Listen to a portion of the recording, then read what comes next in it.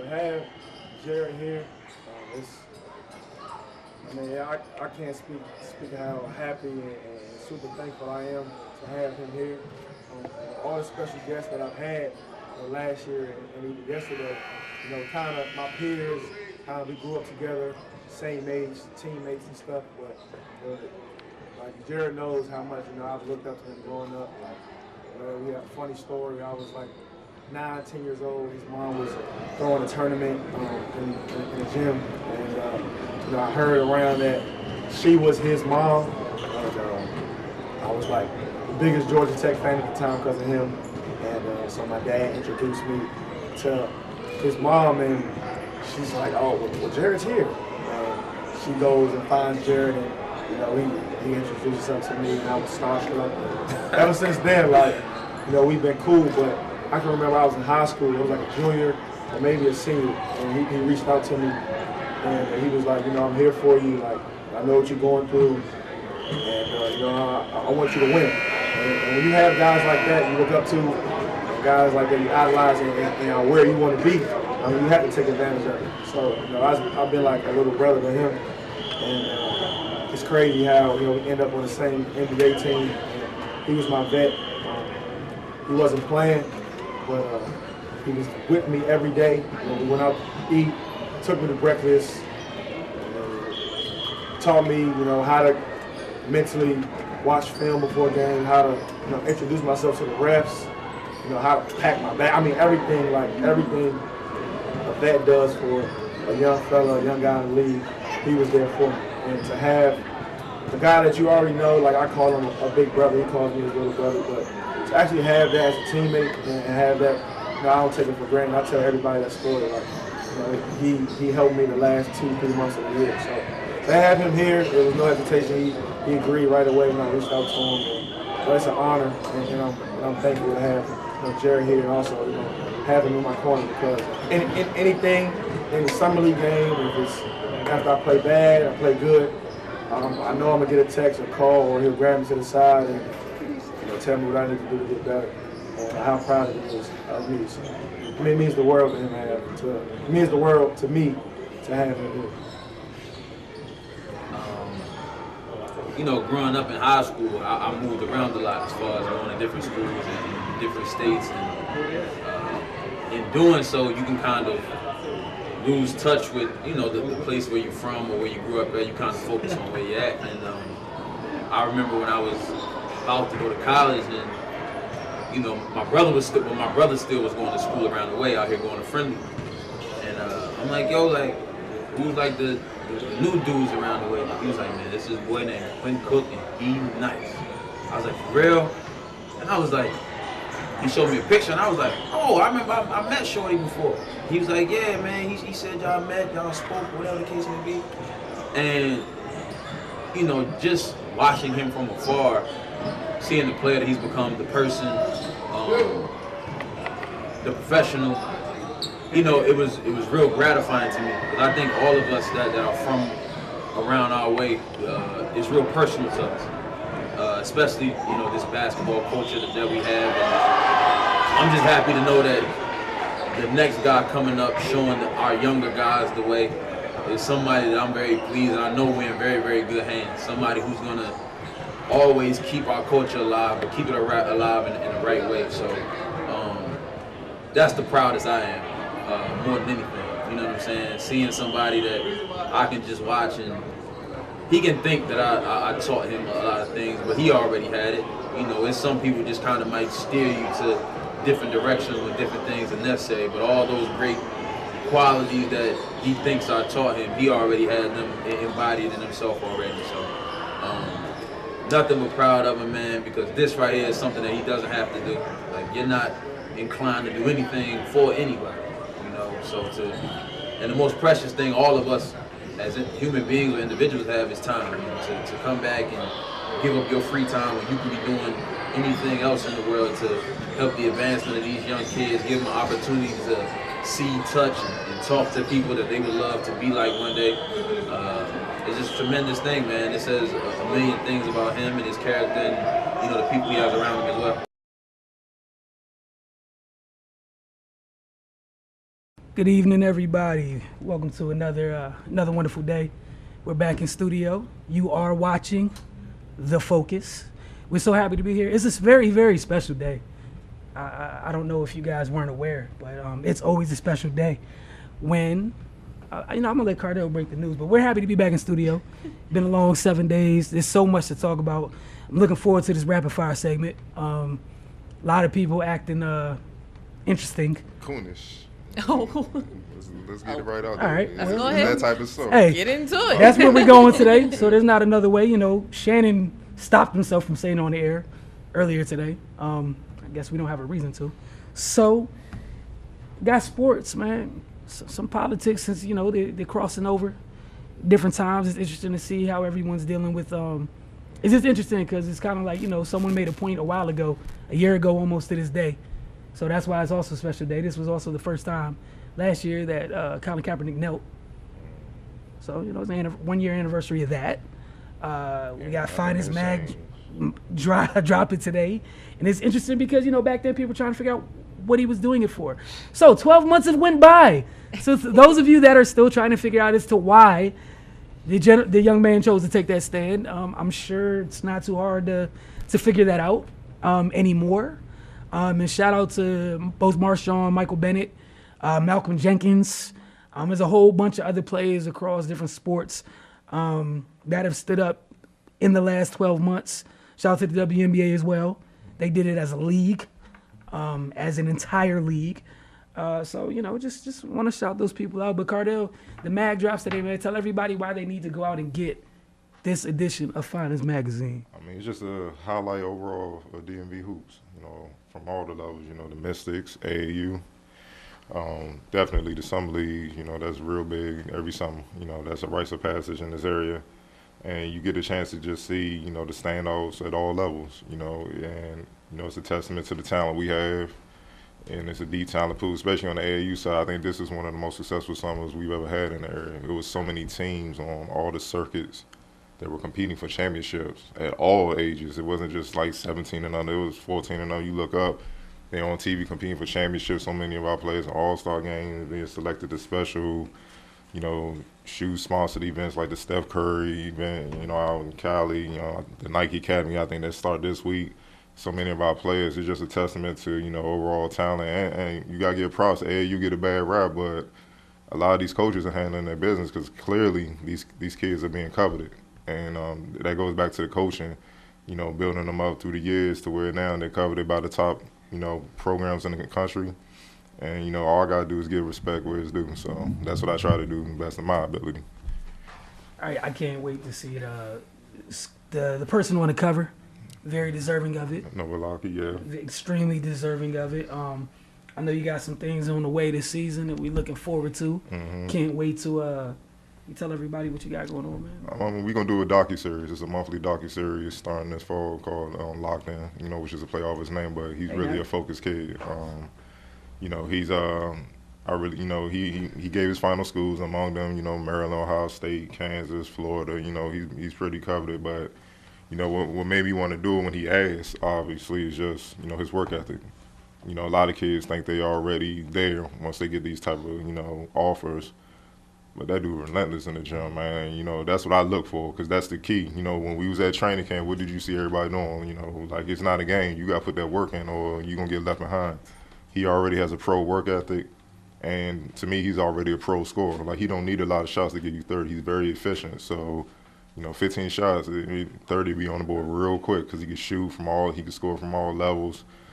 He's quickly improving, his ball handling, defense, to the point where he's focused on becoming a complete guard. And a lot of people don't realize, he plays for Team Melo, so he had the opportunity a week or so ago where he got to work out with Melo. Melo came back home from Baltimore, he was doing work with him. So, working out with Melo's trainer, Chris Brickley, that, everybody know about in basketball circles. He got the nice highlights, shout out to him posting at KD and Bron and up there earlier. So, the kid's on his way, but for me, it's more about the education. A lot of people think they know what goes on with the recruiting and they understand basketball, but the business of basketball is a totally different game. So kind of through him, parents and kids can see everything that's about to come if they want this life, you know, if they want this journey, you know what I'm saying? And they can really understand, you know, what it's about, because it's not easy. But, you know, he's down for it. You know, we talked to him, told him, you know, once this series comes, you know, you're going to see a lot of hate come your way that you ain't even believe is out there. And he said, you know, he a dog. He like, I'm ready for it. So I'm excited, man. Hey, look, we're excited too. Can't wait to look forward to it. I love the name of the series, you know. So I can't wait till that starts. Basketball season not that far away. No. High school. I mean, college football is like literally a couple weeks away. Football season, we're already in week 2 of preseason right now. So it's almost my favorite time of year. Yeah, man. When, you know, NBA, everything, move the schedule up, man. It's like, man, training camps can't like get a almost break, a couple man. weeks No, I don't away need now, no you know. breaks. Let's do it all year That's round. the thing. We're okay without the breaks. Like Let's no just one cut was off ready the to go to off work. season. It's like yesterday, KD just had the shot in Cleveland. I'm like, y'all saw And the we season back start? again. Yeah. Let's go. No days off. We saw the video that Mr. Brickley put up. Apparently, still hitting them shots. So, if anybody hasn't seen the video, it's definitely worth watching. No doubt. I'm interested to see how they pick teams because it didn't seem cool. It didn't seem fair. I mean, Melo and Braun was matched up. You know, you know, they was. I know they were matched up, so that was a good thing. But So, I'm just saying, like, you know where I'm going. why? Because there was a couple white boys you ain't recognize. No, I won't even talk about them. No, that's not even where that's not even where I'm See, we going with bringing it. Charlottesville in here. Come on, Oh, here we go. Hey, look, I appreciate the effort, but no, sir, that's not what I was referring to. I was talking about just somebody's decision to, I'm gonna leave it alone, man. To take up the same spot they took during the finals and watch somebody, you know, do what they did. Oh man, I mean, it's evident. I don't know who won, so we're not gonna go down there. You know. I'm not. All I'm simply saying from an observer standpoint is that spot right there on that right block looks very familiar to me through them 5 games we watched a month or so ago. But that being said, we got a lot planned for you, man. We got local coverage. We talking Mystics, D.C. United. Shout out to Quinn Cook having his second annual camp this weekend. We were there. Got some footage for you guys. You guys saw that to start off the show. Great conversation with him and Jared Jack. Jared Jack talking about, you know, just how proud he was of Quinn for what he's doing along his journey. Talked to Will Barton as well. Talked to Rodney Hood. So just like last year, a lot of Quinn's basketball brothers showing up to you know, talk to the kids. What I love was the same message been kind of passed about the last these past 2 years. Just having a dream, sticking to it. One thing I love that Rodney said was, if you have a dream, something you're passionate about, you have to take at least one action towards it every day. Which I love because, you know, there's kids from all ages in here. Just to get that early, that's always great to hear. But you're watching The Focus. We're going to take a quick break, and when we get back, local coverage. And the Mystics got a big one tomorrow. We're going to definitely go take some time to talk about it.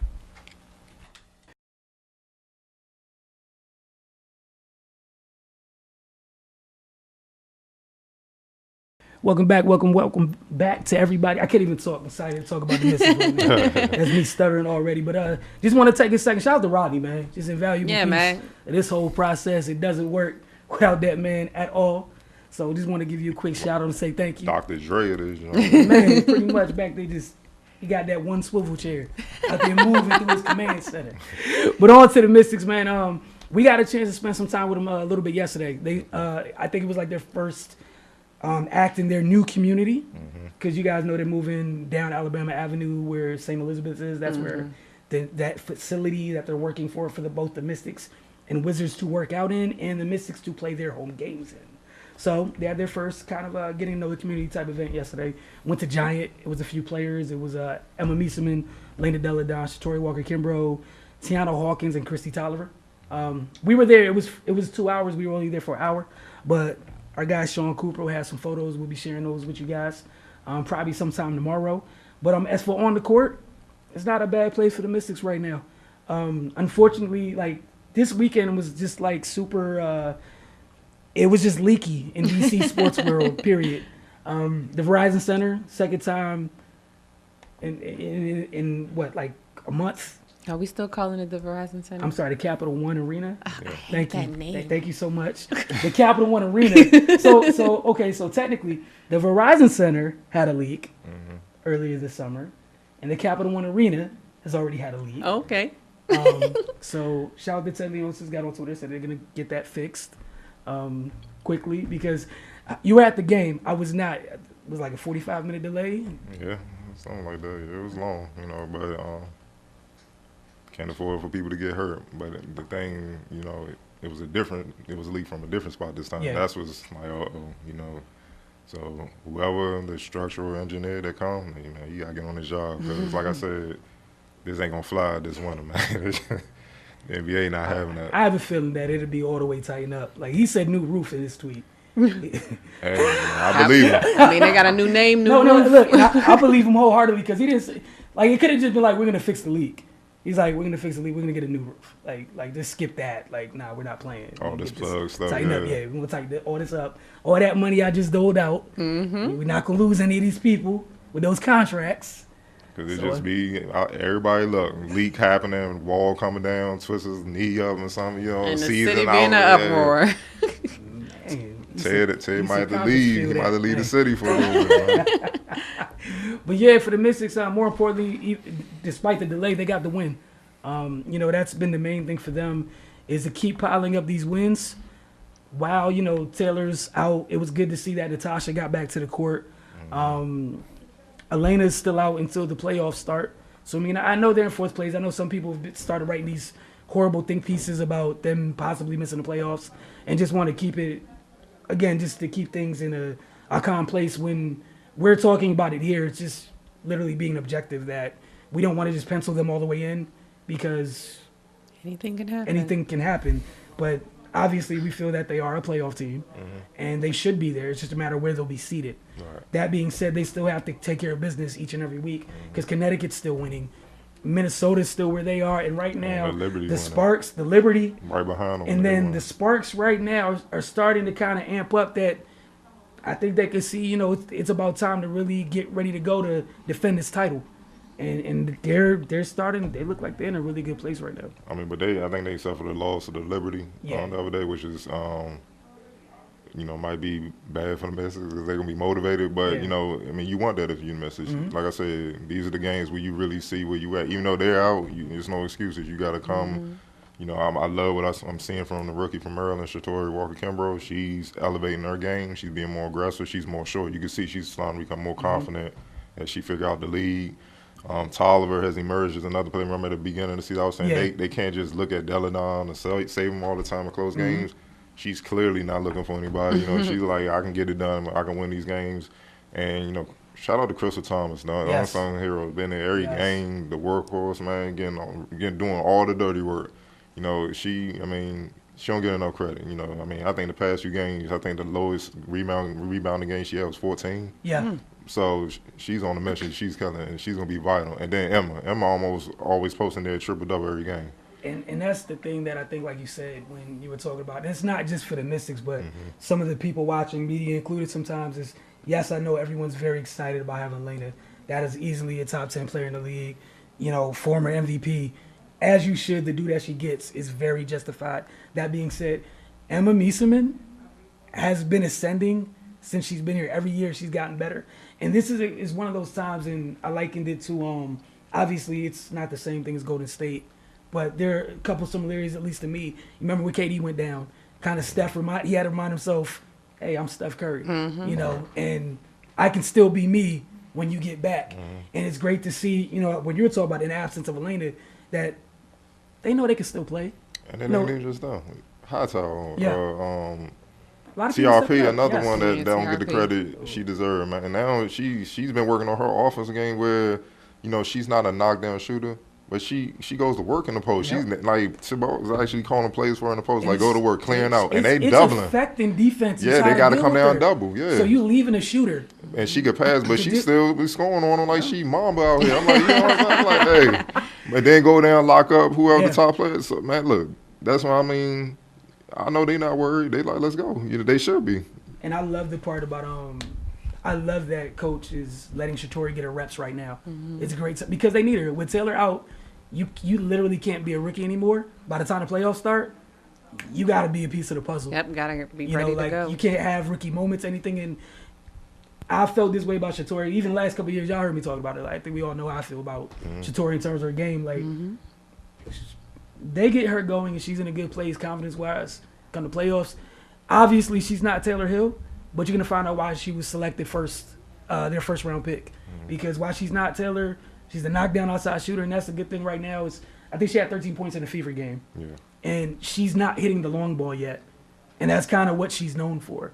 So for her to kind of be still finding her way and doing it off the dribble, that's what I'm so impressed by, because that's something she worked all along through college. Right. But I mean, she's the highest 3-point shooter at Maryland because of that shot. Mm-hmm. So it's great to see her, figure out the other way. That shot's going to come back. It's going to come back with confidence. And when it comes back with confidence, that's yet another shooter. It changes the way you spread the floor and everything. So they're in a good place. Definitely looking forward to seeing the Sparks tomorrow night. Cardell, you had something you wanted to add here about the MAG and Summer League specifically. Yeah, I always do my annual all Finest Magazine Summer League team. And this year, I kind of waited to name the Coach of the Year, MVP, Defensive Player of the Year, Scoring Champion, Most Improved. Because, the Kennedy League kind of finished later than the Brunson. So I wait till all the Summer Leagues finish up then. I go through my rounds and make sure I get it right, with what I feel is right. So the Coach of the Year, I got to give it to Sam Giles, head coach of Sam's Ballers, just going on the gauntlet and the Brunson, the Kenner, and the Goodman, and fielding competitive teams with well-known players. And we all know it's hard managing egos. Mm-hmm. They went undefeated in the Brunson, and that I call it, the dungeon. You know what I'm saying? Like it's not for the weak, Mm-hmm. And they were about 3 points short of winning the championship. Will Barton went off for 41, showed why he's in the league, and that's what won the game. But the fact that the Baltimore team had to go get a league dude to finish off, guys that not in the league from our area, just shows you how strong that team was. And the fact that they went undefeated that long throughout the whole entire summer, props to them. Props to him for holding it down from the sidelines. MVP, I went back and forth with a couple guys. It was, but I gotta give it to Will Barton. Just coming straight off the season and just dominating. He been killing all summer. It's been bad. Like I'm looking at the highlight. I'm like, geez, like it's child's play. Like he literally was trying to send a message like, this is why I'm in the league and y'all not. And he delivered, whenever they needed him, he delivered.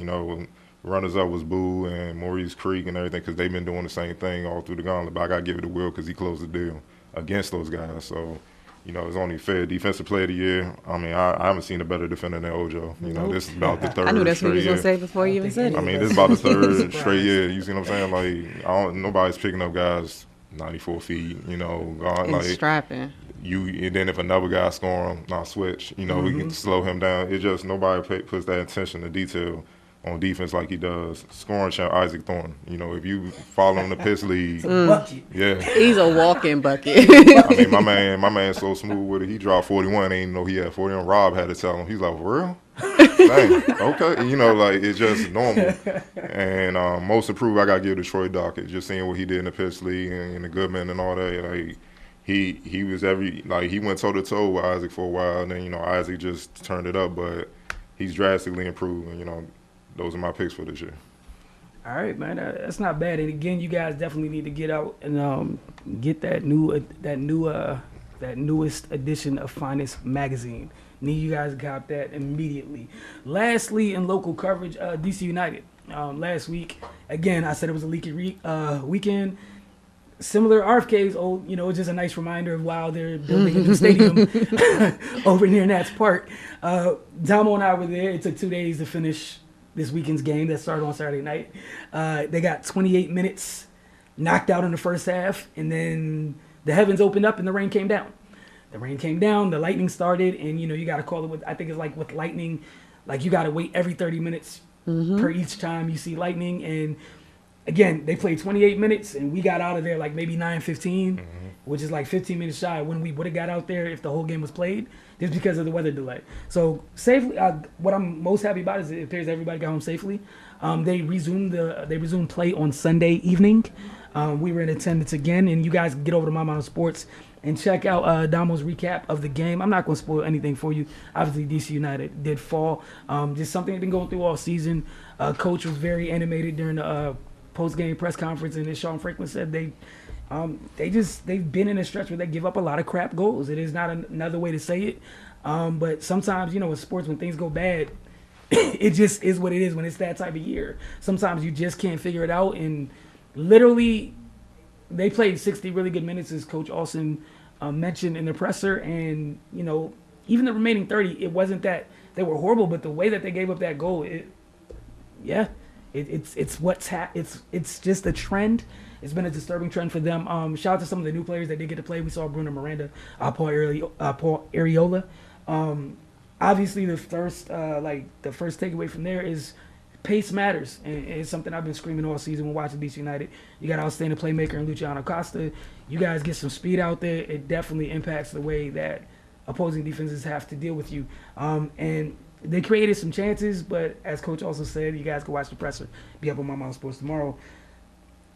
They got to figure out a better way to get goals. There were so many times you dump the ball into the box and nobody's on the other end of it, like at all.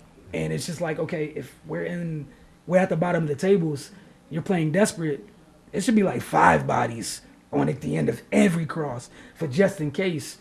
So they're just going through some things, but we'll see what everything looks like. They still got a few more games this season.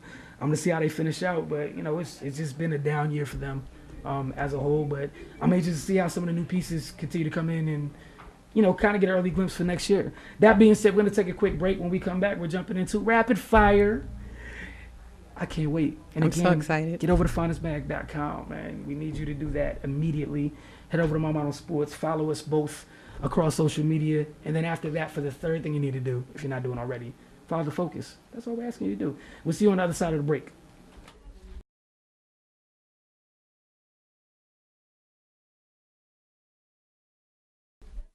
Hey, we're back. Told you we're going to take a quick break. The break has concluded. That being said, what do we got for Rapid Fire this week, man? A lot of controversial things, man. Here So we go. buckle up. But we're going to start with our annual weekly Cowboys news. You know what? Hey, no, you know what's sad? We might as well devote 3 minutes. Outside of Rapid Fire, just have a Cowboy segment. No. Should we keep it up throughout the segment? I would never hit the end of it with my man Rico. He always telling me Cowboys run the sports world, man. I'm tired. Look, no. Okay, so during this off season, what have his comments been? Is he still okay, even though it's been negative news? Yes, okay. he's still. We can't. I retract my statement. We can't do that. Exactly. So, basically, we all know Ezekiel Elliott has been suspended 6 games. Are you cool with that suspension? Is this the biased answer or it's like to me, I'm not surprised because I can see if I know what the uproar is, of course, because it is 6 games. But I just felt like it's not that it was just one situation. I feel like there's been multiple questionable situations with him. So that's why I feel like they came down this hard, because they've had a lot of issues with certain players in the past, Johnny Manziel, Josh Gordon, and all these other players that have had so many issues where they've had to suspend them for periods of time outside of the NFL, you can't play, period. Okay. So I feel like this is their firm warning to him, hey, this is 6 games now, but, you have another instance. You're looking at possibly being banned for a year. Of course, Cowboys fans are very, very upset and very, very in their feelings. I mean, I get it too. I would be the same way if my star running back is going to be out 6 games. So, I mean, I definitely understand it, but I get what you got to realize it's the NFL. They've been through so much in the media regarding their players and regarding the way that they discipline them. So you expect them to go hard now. So I'm not surprised at all, and I'm actually okay with it. Of course, because I'm an Eagles fan, but hey. I'm kind of in a weird place with this one. Obviously, he's put himself in many questionable situations. So for him, I hope this is a wake-up call. What I don't like about this, and I truly feel, and it might be a weird stance on this, and I'm cool with that, is I feel like they're going out their way to make him an example for everything that the NFL usually lets go. I feel like they're being extra, extra hard right now because we've seen you literally not care about domestic violence in the past. And I'm not saying that they shouldn't care about domestic violence. It's just real interesting to me. We've been through Ray Rice. We've been through the kicker. Mm-hmm. We've been through multiple other players. And yet Ezekiel Elliott is I feel like you're putting Ezekiel Elliott's face to domestic violence, which has been an issue in your league for the past decade. And yes, I'm happy that you're finally cracking down on domestic violence, but it's also weird to me. We're going through this. We have the police that, from a lot of what I've read, there's not clear-cut evidence in this, which is kind of if you don't have clear-cut evidence, I wouldn't feel the way I do. It's just really interesting to me. I feel like this is more of a PR move to give him 6 games because we don't even know what happened. We saw with the 2 kids with the pre-draft stuff. They both felt that they were going to be vindicated after the investigations ran through. They both proved to be right. And I'm not saying that, we aren't there, we don't know what happened or whatnot. But again, I think it's fair to ask that investigation. It's just interesting to me. It's hard for me to accept that if the police didn't find anything, that nothing happened. I'm not saying nothing did because I wasn't there, but I don't like that. I don't like this being the case that the NFL uses as the picture for domestic violence when Josh Brown could have been that person. I mean, I kind of a little bit lean towards you. I didn't expect 6 games. I expected like 2 or 3. But either regardless, the reason why I'm good with, he needs to understand, and he got to shape up. Yes. He got to stop acting a fool. Yes. Because I think I heard Stephen A. on his radio show earlier say it was like a span, like last year, it was like 3 or 4 incidents within 5 days. You see what I'm saying? Yep. And this is them basically also saying, yo, you ain't going to make the Shield look bad. Because that's basically what you're doing. You're now one of the faces of the league. And if you act a fool, they're going to say the NFL. And basically what the NFL is doing is just nipping it in the butt. And then also a little bit to me is karma. From college, you hear a lot of stories how he just got away with murder in college and everything. And it seemed like it's trickled over to the NFL. Because if you keep getting away with it, not being accountable, it's kind of like, well, I'm untouchable. You get argued, and now they hitting him. And and I saw Emmitt Smith speak out about this is team, won his prize, what I'm saying? I'm sure he talked to him and all that, and he just like, this is your warning. You need to make changes or it's gonna get worse and worse, and then eventually we're gonna just be like, what happened to Ezekiel Elliott? So I'm cool with it. Obviously he's appealing and we'll see what happens, but at the end of the day he can't keep finding himself in these type of situations and stuff. But moving on, obviously Marshawn Lynch and Michael Bennett, sat on the sidelines during the national anthem. You with it or against it? I have no issues with it. I wish more players would. Yeah, I'm definitely, of course, with it. It is what it is. I just feel like people, we stress this whole free speech and being able to, act how you want to as far as your beliefs. So I don't understand why they feel like, because they're in the NFL, they're not allowed to have a voice. They're not allowed to speak out or, protest in their own way. It's not like they're running down the street with AK-47s and all types of crazy stuff. They're keeping it, professional. They're just being quiet. It's not like they're holding up signs and yelling at, cursing the United States of America or anything like that. They're having a silent protest. They're sitting during a national anthem. They're not harming anybody. They're not causing any uproar. I read an article where it was probably the worst article I've ever read in my entire life. I don't even know who the writer was, and whoever he is, he should be like, I'm ashamed to even say that he's a journalist. Like, I probably need to go look and see if he actually has a degree. It was literally that bad. Like, he just went in on Marshawn Lynch about sitting down and like, how can you do this, and like all this other crazy stuff. Like, the article wasn't even well written, so don't bother reading it. It usually isn't. With that. So it is. I just feel like it is what it is, and I applaud them for having his back. Because I feel like that's the one thing that we've missed a lot in this whole situation. We talk about, Muhammad Ali, when he was doing everything that he had a lot of other black athletes behind him, supporting him. And with this whole situation, it just seems like it hasn't been a lot of people that's been supporting him, that's in the same position that he's in, that's in the same, like, eye and inside the media as he is. So, I just applaud the fact that they're willing to stand up for him and have his back. I'm with it. It's just time, man. And then, obviously, right on the heels of that, Charlottesville. So look what's going on. It's just validating why they're doing it. Even though some people just refusing to listen to why they're doing it, they rather focus on the fact that they're doing it so they could deflect blame and not focus on what the real issue is. Because I'm pretty sure if you do that, a lot of these people will be looking themselves in the mirror and realizing they're a piece of, and you know what? They rather just blame an action instead of looking at the reasoning behind the action. Same with Kaepernick, he's in the same boat. So I applaud them. They're stars of the league. These teams ain't gonna get rid of them. And that's the thing I love about it. Seattle can't get rid of. You can't afford to get rid of Bennett. You haven't been the same since Lynch left. And the Raiders, you need Marshall on too much. Do you know what that's going to do community wise? Yeah. If you let the crib, you cut the crib. Exactly. So Shout out to Rob. Got to. You still family, Mr. Baldwin. yeah, so hey man, you know how it is, man. But Shaquille O'Neal was on the Wizards Tip Off podcast, and he said the Wizards are smart for value and continuity. He said the Lakers did the same when he played. He said that's how you develop a championship mentality. I don't know a lot of championship teams that kept changing it around. He said me and Kobe lost 6 or 7 years in a row. Me, Kobe, D. Fish, Rick Fox, Ryan Shaw, that Curl group lost 6 or 7 years in a row. And then when Phil Jackson came in, we finally got it together. So I know you're going to trade a couple pieces every now and then, but if you can keep your core 5 or 6 together for a long period of time and they can win together, fail together, and grow together, then you have a better chance of winning the championship. Do you agree with Diesel?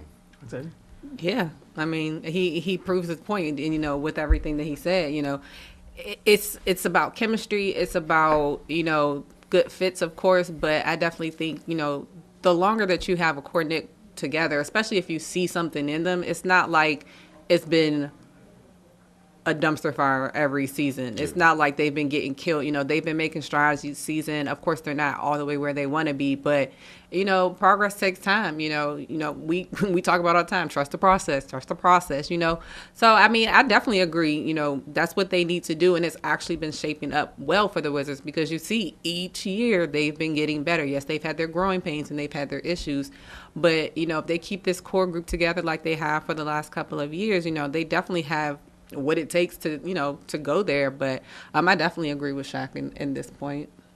Yeah, I mean, he lived it. Exactly. So, you know, for Wizards fans, I'm sure it's nice to hear, but it's rare in sports that you just put stuff together and it just works immediately. You know, like for the most part, things have to grow, develop. Like everyone's looking at Golden State right now, and I think people seem to forget that they spent some time together before. I think people gloss over that part of them losing over and over real quick and fast forward to when they were, you know, to them taking over the league. But they went through a similar process. And no, I'm not saying what the Wizards Golden State guys, just saying, you know, just teams have to go through that process. And a lot of the times it's worth it. Look at the type of player you have in Wall. You already have one of the best players in the league, right? Period. Not even just at his position, but one of the best players in the league. Beal's one of the better players at his position in the league. Otto's a great fit with them. You got a young core, just grow it, get better, add to it. Right. Just let it happen. Let them go through it. Last time I checked, didn't it take Mike a few years before they got going?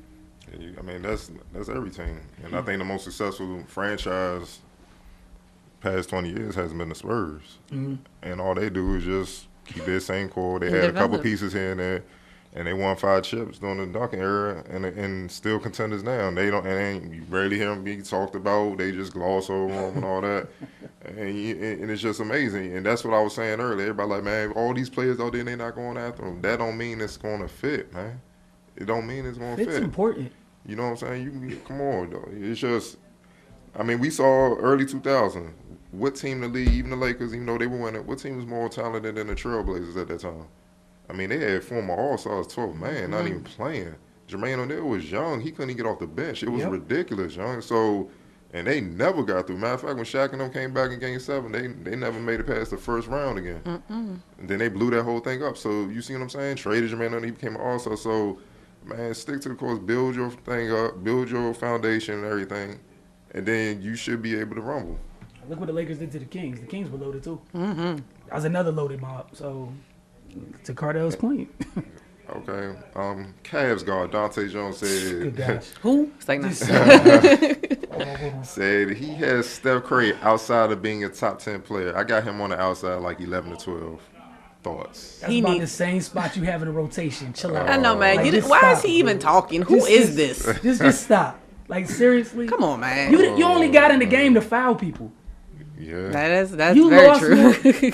You lost more money in fines than minutes you played in the last 3 years. Exactly. He said LeBron had me, man. Don't bring that up, man. He said LeBron if you're going to jump out there, like, I just can't take people go out their way They just try to knock Steph down for what? Because he nice. Because he living. But this is the thing. Let him live. But no, this is what basketball. She knows. Look, with basketball, especially in urban, hear me out. We value athleticism and aggression, going there and dunking on them and all that.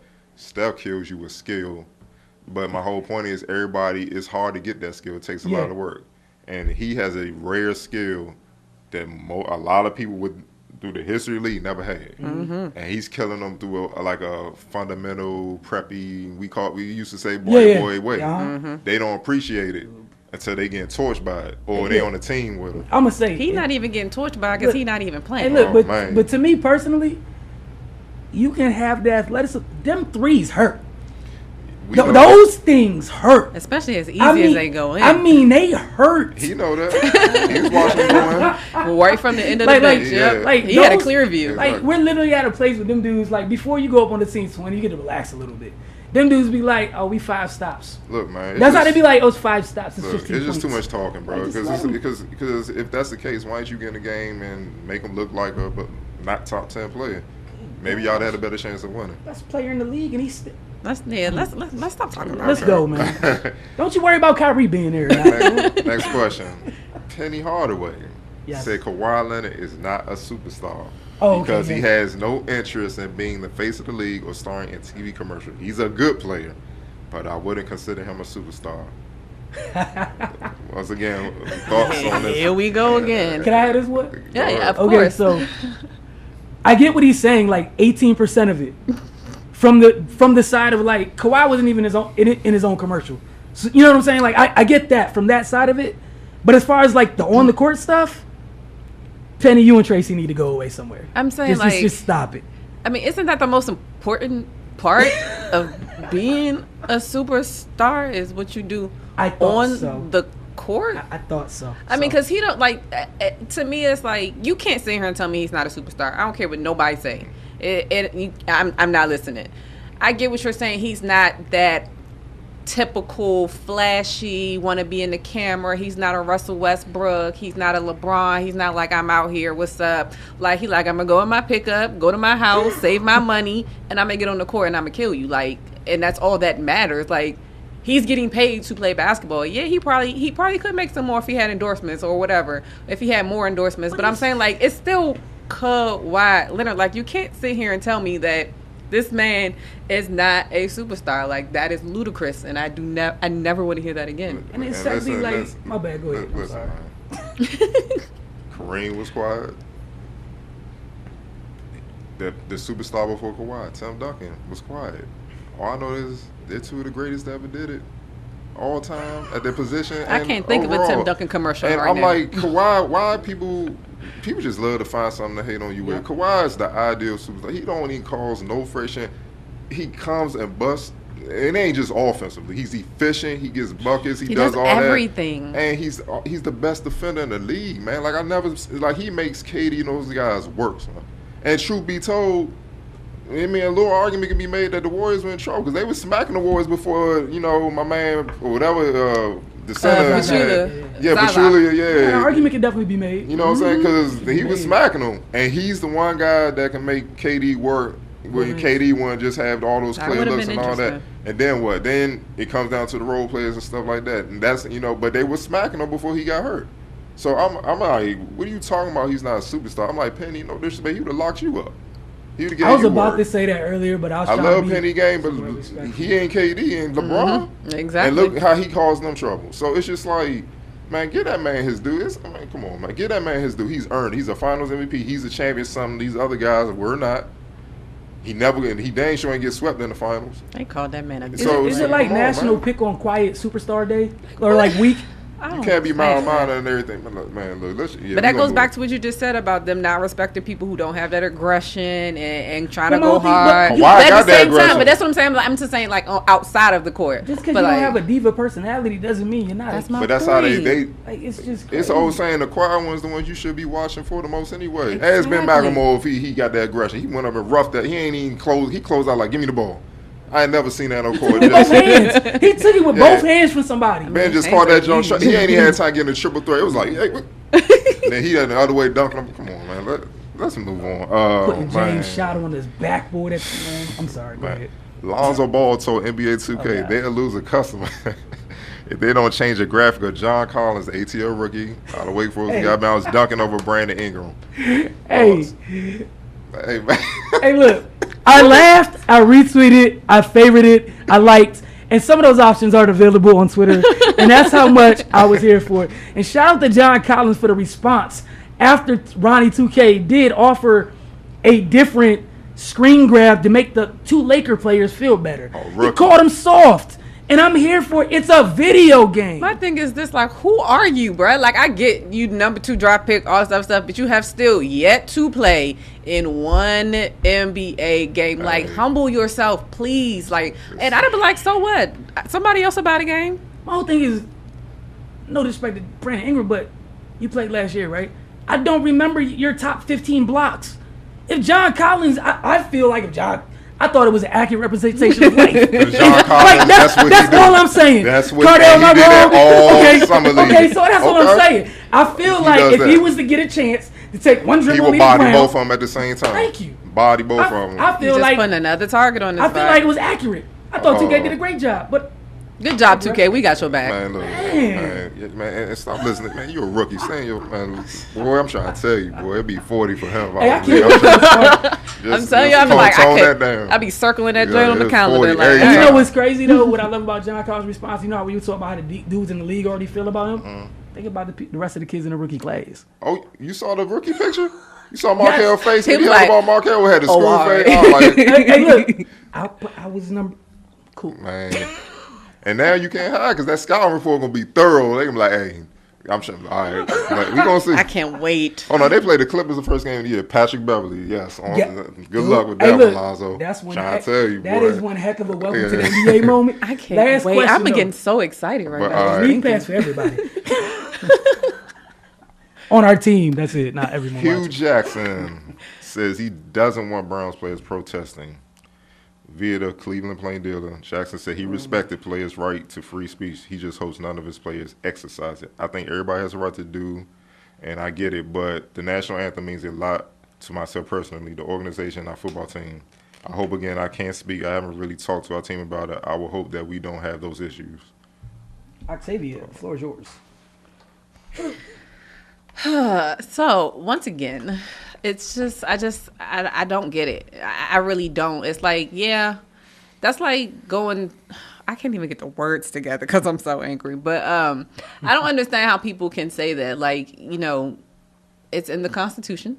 You know, if we want to get technical with it, you know, you can do as you please as long as it's within the realms of the law. Mm-hmm. You feel me? So to me, that's just like, it's like a scare tactic for them, because it's like, you see what's going on with Colin, so it's like, now do I not say anything because, you know, now my job is going to be in danger and all this other stuff. And I feel like, you know, if we was in a regular workplace, like in an office building, and my boss told me something like that, I'm going to HR and be like, hey, he tripping. Like, are y'all serious right now? Mm-hmm. And, you know, and it's like, I feel like these people that are in leadership positions need to start, first of all, thinking before they actually speak, because a lot of this stuff can be avoided if you actually stop, think about what you're going to say out loud in front of cameras, where there's a camera everywhere you go nowadays, so you can't say something and then try to take it back. It's too late. I just think it's ridiculous to say that. You know, how are you going to in one breath say, you know, I respect everybody being able to, you know, protest how they feel, but I hope they don't do it. Like, I don't have any other words for him. Like, to go back to a word Cardell used at the beginning of the show, that's who that word fits at this precise moment. Didn't you forget there was a job that played a heavy role in you finally getting the job that you deserved? You've been toiling away at trying to become a head coach. It's hard to become a head coach as African American in the NFL. Congratulations on you becoming one. That being said, I feel like it's one of the moments where you forgot where you came from and how you got here. You didn't have to say anything. That's how you personally felt. You didn't have to say anything, and that's cool. You didn't have to say anything at all. Because if you said, if you're talking, like, essentially what you said is, I just hope they don't do it. But you also didn't feel comfortable enough, at least to me, as a man, to go talk to the man yet, to tell them not to do it. So if you're kind of in that in-between place, you definitely didn't have to get quoted saying it. Mm-hmm. You could have left it alone. Secondly, I don't understand personally as an African-American man how you can, I personally can't wrap my head around how you take that position. So I really don't have anything else to say. Cardell. I mean, these sellouts need to just go on about their business, man. I just don't see how you can be a black man or a black woman, minority period, and not really understand what's really going on. Mm-hmm. To come out your mouth with that, I don't know if it was late last week or yesterday. Regardless, it was around the time Charlottesville happened. Now, what a lot of people don't know is when I was covering the NBPA Top 100 camp, midsummer, my wife from the hotel, the shuttle takes you to the city, do what you do, shop or whatever, and the bus driver, a black man, told her that the KKK been telling everybody in Charlottesville we're coming. Because I think it was for that statue or whatever, and they're coming to, protest that. He said you picked a good time to come because it's going to get ugly. He predicted it. So I was like, I hope he's wrong. And then look what happened on Saturday. So for you to come out your mouth and say that you respect it, but at the same time hope that they don't engage in it, you basically just told yourself, you just told the world you're a sellout. And what these sellouts need to understand is when you pick that side to go with white supremacy and racists, Don't come back. you can't come back. And then the thing is, them white supremacists and racists don't respect you because they know you full of it too. So you all alone, you become OJ. If I'm a player on that team, it would be hard for me to just play for him. I would like, I need to be traded. I can't play for a man I can't respect. Because he dang sure don't respect me and mine. He don't respect none of us. He's just happy to have a job. He's a token. He's a token Negro. That's why they view him. And he's out here standing up for him. Like what are you talking about? See, and a lot of people I always say to people, you need to sometimes put yourself in other people's shoes. That will help you navigate the situation better. See, the situation in Charlottesville may not directly affect him because he's an NFL coach. But what he don't realize is if he was in Charlottesville, they'd have beat him down the same way if they caught him slipping. Mm-hmm. So you can't take that stance no more. It's out there in the open. It's clear as day. It keeps being proven. People getting killed by cops. Can't even reach in your pocket and get your license and registration without getting killed. So how you go? Man, Youngin got beat down going to his garage. That split second he got separated from his go to his car, they caught up with him, beat him down, beat him. And if it wasn't for the cameras, they probably would have killed him. And that, come on, man. Like these sellouts, him. I ain't gonna say no more names. They don't even deserve the buzz, man. Yeah, get out of here, man. They need to go about their business because they're not helping at all. We want to thank you guys for tuning into The Focus. Make sure you get over to Finest Mag. New edition of Finest Magazine is out. Head over to My Mountain Sports as well. We both try to keep you guys updated with content. We got some Mystics stuff coming for you tomorrow and throughout the rest of the week. They got two home games this week. We thank you very much for tuning in. We see you next week, same time, same place.